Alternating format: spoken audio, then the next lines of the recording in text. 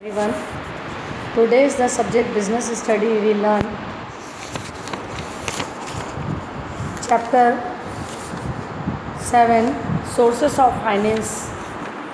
Today's the topic is this difference between equity share and preference share. First is rate of dividend. In case of equity share, rate of dividend fluctuated year after year.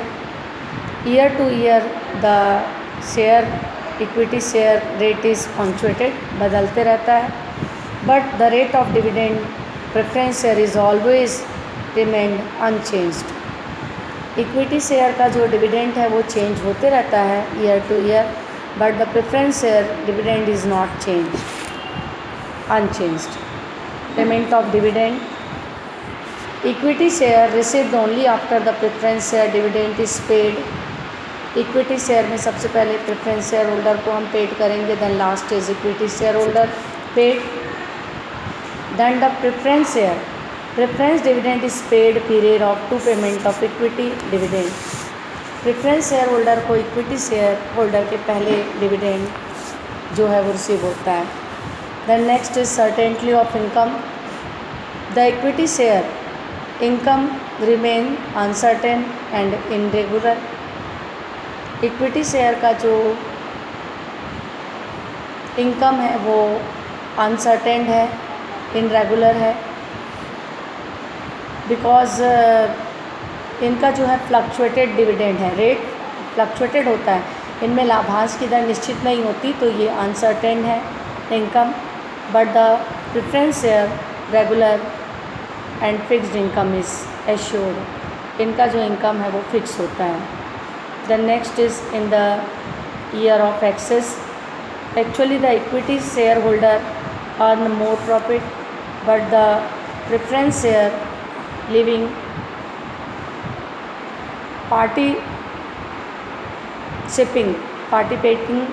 participating preference share their received profit are fixed percent. जो equity share होता है इनका profit fix नहीं होता, तो extra जो भी कभी प्रॉफिट हुआ तो एक्स्ट्रा प्रॉफिट जो है वो इक्विटी शेयर होल्डर कैन मोर होता है. उनका जो भी प्रेफरेंस शेयर होल्डर को देने के बाद जो प्रॉफिट बचता है वो इक्विटी शेयर को मिलता है, तो equity share holder earn more profit, वो ज़्यादा प्रॉफिट अर्न करते हैं. बट जो प्रेफरेंस शेयर होल्डर है इनका प्रॉफिट फिक्स होता है, तो जितना फिक्स होता है उतना ही दिया जाता है. Then next is market of face value. Actually the equity share market of face value is less, but the market of face value of preference share is more. Then next is repayment.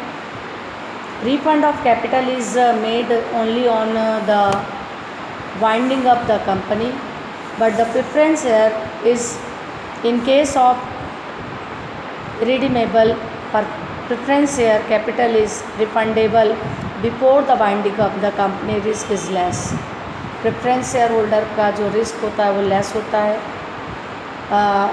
और equity share holder का जो risk होता है वो equity preference share की तुलना में more होता है. Then risk change of value. Equity share risk is more than preference share risk is less. Change in value. The next basis of difference value of then share change according to the profit और loss of company. Then value of share generally remain same. इनका जो value होता है वो same होता है, but इनका जो वैल्यू होता है वो चेंज होते रहता है. ओके, तो today's we will learn the difference between equity share and preference share. मैंने बताया था कि इक्विटी शेयर इसका जो वैल्यू होता है वो लेस होता है प्रेफरेंस शेयर की तुलना में.